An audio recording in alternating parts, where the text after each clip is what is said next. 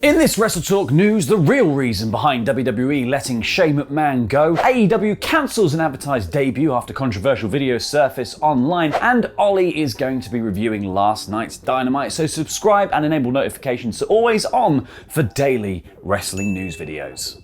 Support WrestleTalk! Some pretty crazy news these last couple of days, guys, huh? And that stuff just doesn't stop coming for some reason. To truly prove to you just how mad things have got, look at the stealth way that WWE came up with for announcing their signing of an ex-WrestleTalk star. Because WWE 2K22 has a lot riding on its shoulders, being the first WWE game since 2019's much maligned 2K20, much maligned by me and Simon, and the devs have been quietly beavering away on 2K22 for some time now, but Rumble's season was clearly a great opportunity to show off some more of the game while the hype was high with the new trailer dropping over the weekend. And just who is that nestled there in the Thunderdome? It's only the rowdiest lad in all of wrestling journalism, Louis Dangoor. I would not have put good money on him being in the game. But congratulations on your signing, Louis. I hear Vince is looking for someone to play his son, so you could be in with a good chance of getting some TV time. Because the really crazy news yesterday coming from Ringside News was that Shane McMahon had been quietly let go by WWE after returning at the Royal Rumble just on the weekend, and reportedly causing all sorts of drama backstage while attempting to book the entire match around himself. He's a classic McMahon. I just wanted to do what you did, Dad. Following up on Ringside News' report, Dave Meltzer tweeted to say just a confirmation that Shane McMahon is out of WWE. And while many of the reports had pointed to Shane openly burying WWE booker Jamie Noble and being difficult to work with, Andrew Zarian explored another potential reason for the firing, saying a source told him there were numerous changes to what number Bad Bunny would be. This was a cause for concern and people within WWE were upset. WWE doesn't want to come off negatively with such a major outside star. And if Shane was potentially damaging relations with one of WWE's more popular guests in recent years, that is terrible PR.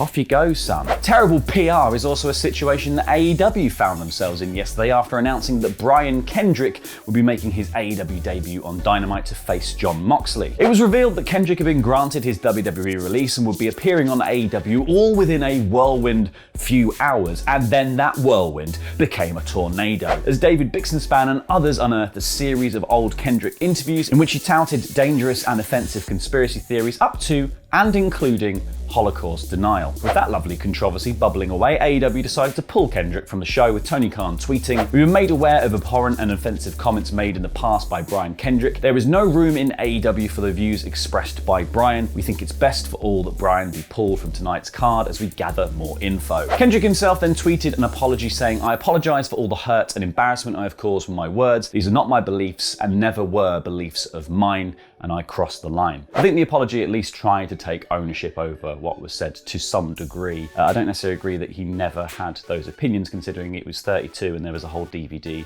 about them. But if his opinions have changed now, then all you can ever do is gather the info, make an educated decision about what the future of Brian Kendrick in any wrestling company is going to be. But yesterday was absolutely not the day for him to debut in AEW. And also, do you think wrestling's ever going to just I don't know, just take a day off?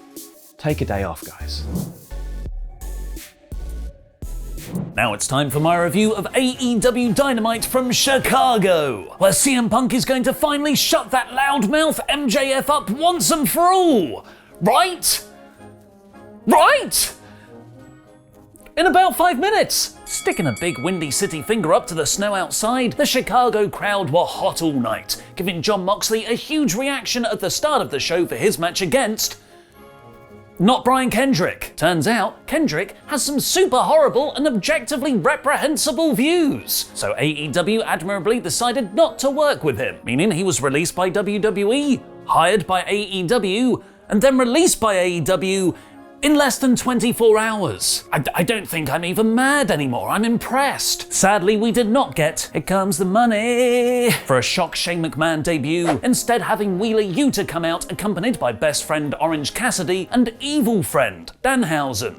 You might go. I'm not sure I like bawdy comedy gimmicks getting this close to Moxley right now. I felt the same. Good match, Mox looks great, but do I want Danhausen cursing him? Turns out, it was all part of the plan. A plan that was presumably only decided on just hours before the show when they pulled Kendrick. AEW even do last-minute changes better than WWE. After Mox beat Yuta, a wild Bryan Danielson appeared in the ring following several weeks of teased interactions between the two. But he didn't want to fight him, as we all assumed. He wanted to fight with him.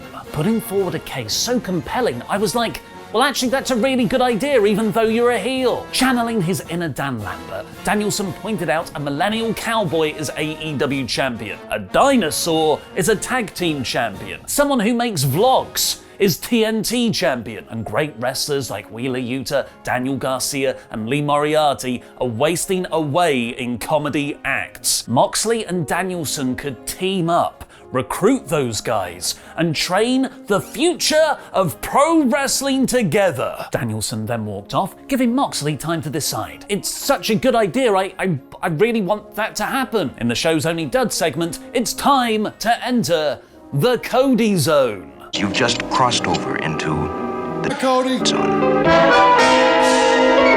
But this time we got arguably the least best Rhodes Brandy. The crowd hated her so much they cheered Dan Lambert instead. He brought out Paige Van Zandt to brawl with her, and the women's locker room entered to pull them apart. AEW, oh, they heard us. They heard us that we wanted more women's matches and stories, and they've answered by giving us a Brandy Rhodes celebrity feud. Some monkey's paw right there. It stinks of nepotism and comes at the expense of loads of other women's wrestlers the promotion should be focusing on. Meanwhile, I'll take all the kings of the Black Throne you got. I'm not a medal man. I don't partake in the goth. But hot damn, whenever Brody King and Malachi Black make their entrance, I am ready to sacrifice a goat, smear that goat's blood all over my body, and then run naked under the moonlight. That's what goths do, apparently. Laurie told me. This match wasn't the full-on PWG masterpiece it had the potential to be, but I think that's being saved for later on. This had enough action, Pac revealing he isn't actually blind, and Penta getting misted by Black for the Kings to win to set up a rematch. Adam Cole cut a promo on Evil Uno for their match on Rampage, which I'm guessing will be the start of his feud with Hangman Page. Nyla Rose beat Ruby Soho relatively clean in a decent match, and the Ass Boys attacked Jungle Boy in the snow, where Christian was luckily placed just off camera to chase them. The world title picture continues to feel like the third or fourth most important thing on the show, with Hangman Page brawling with the cast of the 2007 John Travolta movie Wild Hogs, and doing his best to establish Lance Archer as a credible threat, taking hellacious bumps on the steel steps and a blackout through a table. But it's too little too late. And Chris Jericho has a new gimmick. Chuck another one at the wall. GFY. Jericho the Influencer, where he claimed he's more of an influencer than Kylie Jenner on Instagram, which came across about as cringy as my mum talking about the TikTok. He called in a circle meeting next week to settle the Santana and Ortiz tension. And then came the main event. CM Punk versus MJF in Chicago. You'd think that would be to his advantage, but maybe there's actually more pressure on Punk than Max. This feud has been pro wrestling perfection, with story and character fusing impeccably. And now they had 45 minutes remaining for that actual match. And Punk finally beat an MJF, right? That's right, isn't it, Tony? You wouldn't beat him in Chicago? I'll get this out the way first. This was a 5-star match. It's one of the best matches AEW have ever done, be it on TV or premium live event. Watch it on Fight so you can appreciate it without the ads, please. Both men paid off moments from their feud so far, the brawl into the fans, not having touch yet, and added in multiple extra layers for the in-ring psychology too. Chiefly, all the body parts, with Punk's left shoulder and knee being picked apart, crucially meaning he could never hit the GTS, and Max brilliantly selling a stinger in the final 10 minutes. And MJF's heelish tactics. Feed on the ropes, low blows, pokes to the eye. MJF even got a cheap finish midway through the match when he choked Punk out with his wrist tape. Referee Bryce Ramsberg saw the tape on the mat afterwards and restarted the bout. I've watched wrestling before. You give MJF that spot to win because Punk is ultimately going over. Wrong.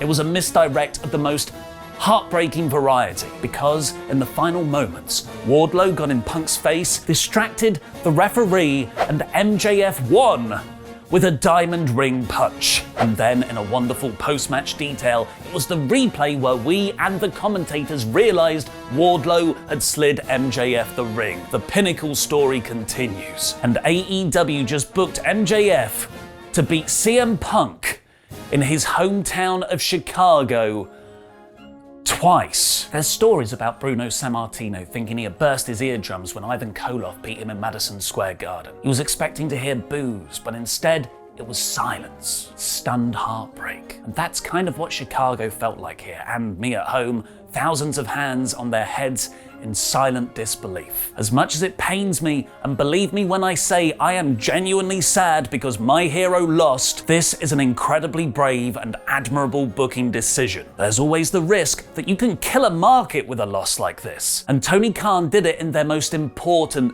town. Whether it pays off or not, I applaud him. It's the wrestling business, and sequels, when done right, do even better box office. And this was perfectly booked to set up the even bigger rematch. What did you think of AEW Dynamite? Let me know in the comments down below. 93% of you voted for Ollie might have cried again for CM Punk on our poll on a poll match. I didn't, this guy did. I don't need to sleep on it. I don't need a week to reassess this. Punk versus MJF was magic. There were multiple parts of this match where I forgot what I was doing. I forgot I was making a video to release right now. I had to go back and rewatch parts to get my notes complete. That has only happened a handful of times in my life, and I'm not afraid to call it for what it is. It's transcendence. This was one of the best episodes AEW have ever done, mostly because of the main event. This week's Dynamite, aren't you glad I debuted a new rating system, is 97%. Now go watch the emotional part 1